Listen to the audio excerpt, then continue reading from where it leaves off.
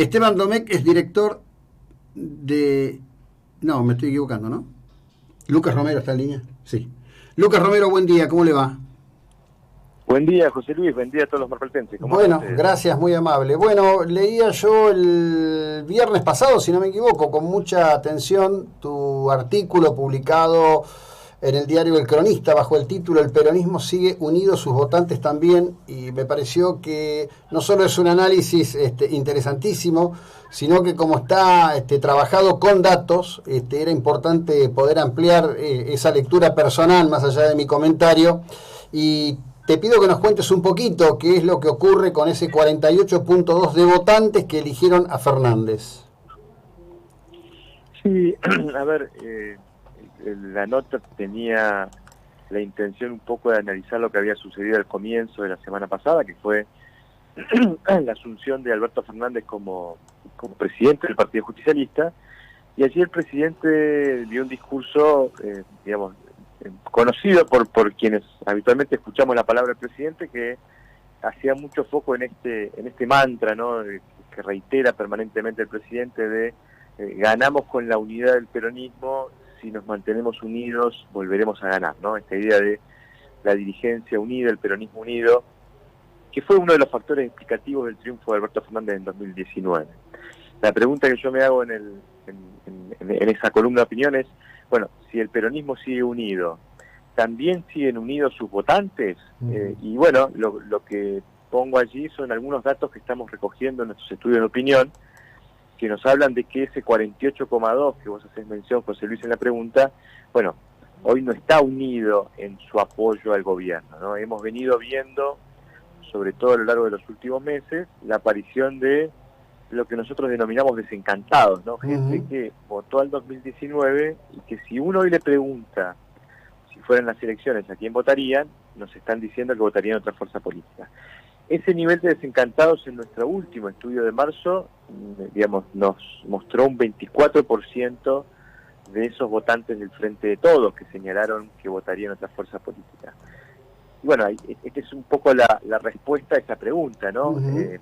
Creo que a las claras y en función de lo que estamos mirando en nuestros estudios de opinión, digamos, ya la unidad del peronismo no está garantizando la misma unidad de los votantes, y esto nos recuerda que los procesos políticos corren o transcurren por dos canales, ¿no? Está el canal de la dirigencia política, lo que los políticos hacen, lo que los políticos acuerdan, pero también está la gente, ¿no? Y no siempre, digamos, ambos fenómenos corren sincronizadamente, ¿no?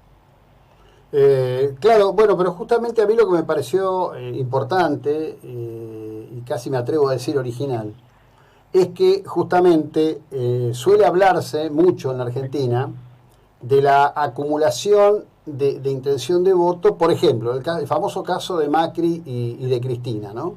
Y decir, bueno, estos son los extremos, lo que pasa que después, a ver, ese 48.2 se llegó a formar, entre otras cuestiones, por los enojados, los desencantados, los que creyeron o pensaron que realmente en un lapso muy breve de tiempo toda la solución de los problemas argentinos iba a llegar. Me parece que son el núcleo de los más desencantados, que después entraron en otra ilusión y cayeron en otro desencanto. La pregunta que me hago es si esto va a llevar en algún punto a que finalmente, frente a un cotejo electoral, la dirigencia se exprese con intención de realismo al respecto de lo que se plantea, en qué es y qué necesita la Argentina para ser un país viable, ¿no? Sí, sí, a ver, el análisis necesariamente requiere, digamos, tener presente que ese 48,2, como cualquier grupo de votantes, ¿no? Nunca un grupo de votantes es monolítico, nunca uno puede encontrar la misma intensidad de apoyos en un determinado grupo de votantes, ni en el 48,2 que votó Alberto Fernández, ni en el 40,3 que votó Macri. Digamos, uno puede encontrar allí un segmento de esos votantes que tienen un apoyo muy intenso, muy definido, muy convencido, y otros, los estrategas electorales denominan el apoyo blando, ¿no? Ese apoyo que quizás no está tan convencido, o quizás se define su apoyo en función de lo que rechaza del lado del frente, ¿no? Digo, creo que en ambas coaliciones tenemos componentes de ese tipo, ¿no? Hay votantes que eligieron a Alberto Fernández porque no que, digamos, querían terminar con la administración Macri por los resultados económicos que le había ofrecido, y hay segmentos de Juntos por el Cambio que probablemente votaron a Macri a pesar de los resultados de gestión que ofreció Cambiemos, más intentando evitar el regreso del kirchnerismo, ¿no? A ver, la clave para entender cómo puede funcionar esta diferenciación es que estos votantes blandos suelen ser más pragmáticos, menos ideológicos, suelen analizar un poco lo que, digamos, cada una de las gestiones les devuelve en términos de soluciones para sus problemas cotidianos y obrar en consecuencia, ¿no? Entonces, creo que si uno tuviera que describir hoy la escena, podríamos decir que el Frente de Todos se ha quedado con los apoyos más intensos, que son particularmente los que ha aportado el liderazgo de Cristina Fernández de Kirchner, ¿no? Claro. Que tiene un grupo de seguidores, de adherentes, de gente que simpatiza con sus ideas y que reconoce su liderazgo y que sostiene hoy en su apoyo al gobierno del Frente de Todos. Esto lo reflejábamos también en nuestros estudios, ¿no? Hoy cuando uno mira la imagen positiva de Alberto Fernández, casi la totalidad de los que tienen imagen positiva del presidente son simpatizantes de Cristina. Esto no sucedía el año pasado cuando veíamos que el presidente tenía un segmento muy importante del electorado que lo apoyaba, pero no necesariamente ese segmento simpatizaba con Cristina. Bueno, eso ha desaparecido. Y hoy creo que el desafío para el gobierno es tratar de volver a demostrarles a este segmento de apoyo blando dos cosas, me parece. En primer lugar, digamos, darle respuesta al mandato económico, ¿no? Finalmente, poner en marcha la economía, poner plata en el bolsillo de la gente, que la gente sienta efectivamente que cambió la realidad de su poder adquisitivo.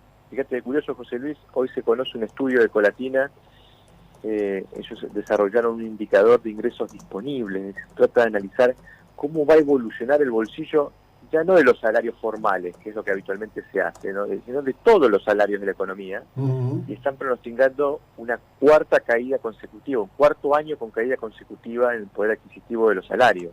Digo, si el gobierno no logra revertir eso, probablemente no va a lograr volver a seducir a ese votante blando. El otro factor es el político, ¿no? A ese votante blando se lo convocó en 2019, digamos, un poco con la promesa de que el Frente de Todos no era el Frente para la Victoria, que el que iba a gobernar era Alberto Fernández y no Cristina. Claro. El protagonismo que ha tenido Cristina en decisiones de gobierno, en nombramientos de gobierno a lo largo de este año y medio de gestión del Frente de Todos, creo que ha ido alejando ese votante más independiente, no kirchnerista, menos ideológico, y que en algún punto, además de la economía, también va a reclamar que el Frente de Todos recobre esa identidad original, que la ha ido perdiendo, y que hoy lo tiene con un nivel de apoyo sustancialmente inferior al 48,2. Si uno hace un cálculo, sumando, supongamos que los indecisos terminan definiendo por el Frente de Todos, digamos, estamos viendo niveles de apoyo del 34-35% para el Frente de Todos. Son niveles sustancialmente menores a los que registramos en 2019, ¿no? Claro. Bueno, sin hablar de esto, ¿qué pasó con lo que muchos consideran, yo considero, fueron las colectoras, ¿no? Como el caso de La Baña, por ejemplo, o Esper y Milei? Sí, bueno, a ver, esas terceras, cuartas, quintas fuerzas, digamos, en la elección presidencial tuvieron un caudal, digamos, muy minoritario, pero finalmente fue estratégico para terminar de definir la elección, ¿no? Porque, digamos, si uno pudiera modificar el flujo de esos apoyos y capaz que podía alterar incluso el resultado general. Ahora, digamos, sí hay que tener presente que estamos entrando en un proceso electoral que es legislativo, ¿no? No hay una elección nacional, no hay un premio único e indivisible como es la elección de un presidente.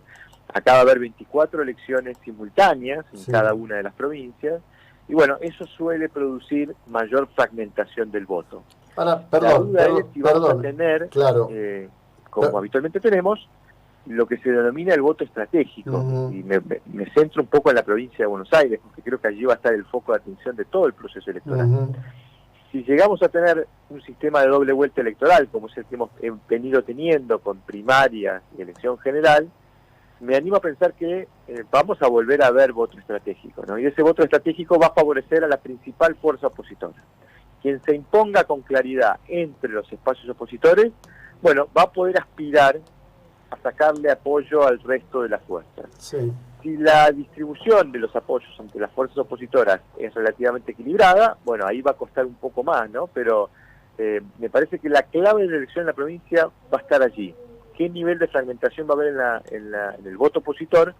Porque creo que esa es la única posibilidad que tiene la oposición de aspirar a un triunfo en la provincia, ¿no? Donde el Frente de Todos, si bien también muestra caudales inferiores de apoyo respecto a 2019, sigue siendo el distrito donde uno lo puede ver con mayor fortaleza, ¿no?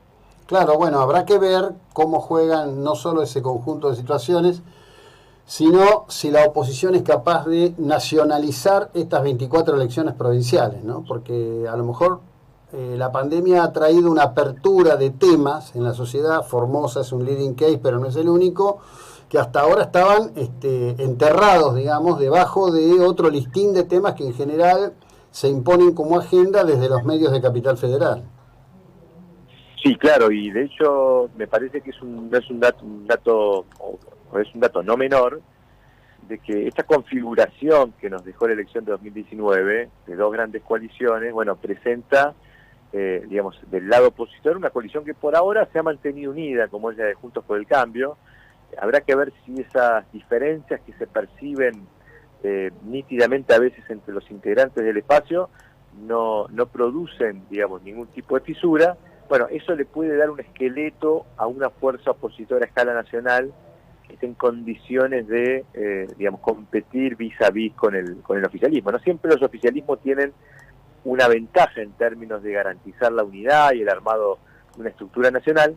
Bueno, hoy creo que hay una coalición que puede o tiene la capacidad de tener ese armado, ¿no? Y después veremos, digamos, cuánto capturan de las expectativas de los votantes esas terceras, cuartas, quintas fuerzas, ¿no? Porque claro, por el lado del peronismo, me imagino que hay un segmento de votantes del Frente de Todos que sienten alguna simpatía hacia ese espacio, que pudieran ser convocados por un espacio de un peronismo alternativo. Allí está la posibilidad de que Randazzo sea nuevamente candidato en la provincia de Buenos Aires.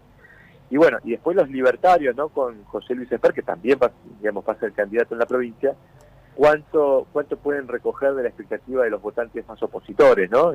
Creo que esos son los interrogantes que tenemos de cara a la elección, sobre todo en la provincia de Buenos Aires. Bueno, seguiremos conversando en las próximas semanas, meses. En realidad, como el tiempo se nos escurre como arena fina entre los dedos, esto va a un ritmo muy intenso. Así que te agradezco el tiempo y la ilustración. La verdad que es un perfil de trabajo y análisis, Lucas, que me pareció absolutamente valioso y está ratificado en esta charla. Que tengas un muy buen día. Muchas gracias.